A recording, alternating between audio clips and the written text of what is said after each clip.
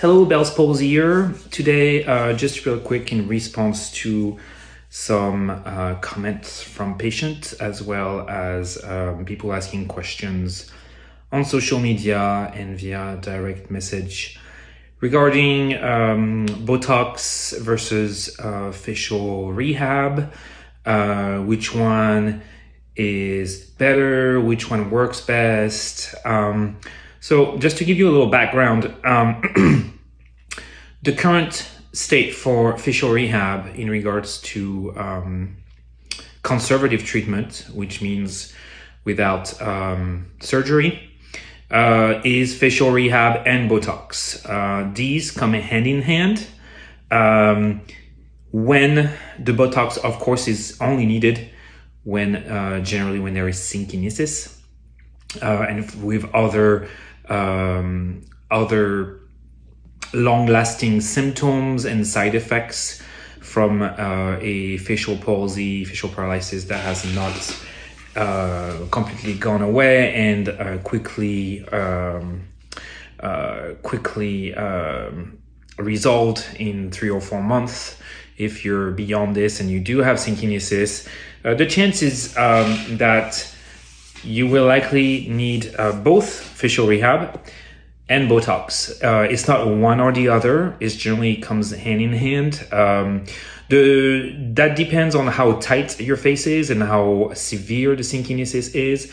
But generally, if you get to a point of significant stiffness, the stretches might not be enough. This is kind of where you want to start. Give it a good month and a half, 2 months of diligent daily stretching, and after that being reassessed by your facial therapist. And if that's not enough, then the Botox is a good option and a good adjunct, and this will help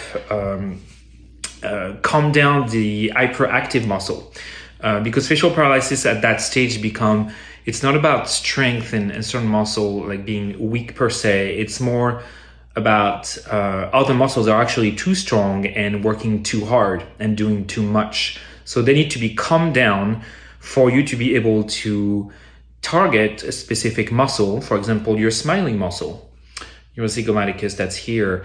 If you have difficulty getting your smile and your full smile, this is reproducing a synkinetic pattern.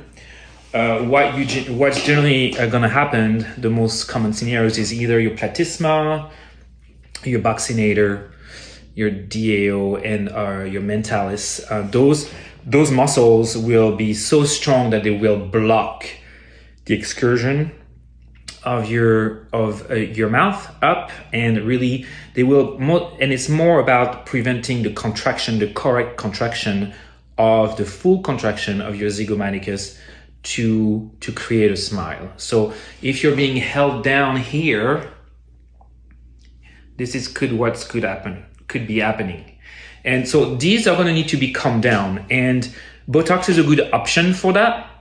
And I'm not going to go even beyond Botox. There's different surgical procedure that can be done. But in regards to just Botox, once this is determined and you work with your facial therapist on mapping those areas that you would likely benefit from Botox, then the next step would be, if you were my patient, I would be referring you to a facial doctor, generally an otolaryngologist or a plastic surgeon, depending. And would send you with that Botox map, and they would, after obviously their own assessment, see if we kind of agree on where to inject. They would then inject, and this will allow and create a window of opportunity, if you will, for calming down those muscles, so you can finally, it's easier for you to recruit that muscle and kind of find the address. And that's kind of what we call in facial rehab, finding the address of the muscle. So I hope that was helpful, and that kind of clarify the fact that it's not, you don't need just with synkinesis anyway, just facial rehab or Botox, but generally both are needed. And I cannot reinforce enough that facial rehab should be, your facial therapist is only part of a team. The team would be consisting of the patient, you, and a doctor, sometimes a mental therapist, and some other healthcare professional. So I hope that was helpful. Have a good day, and talk to you later. Bye-bye.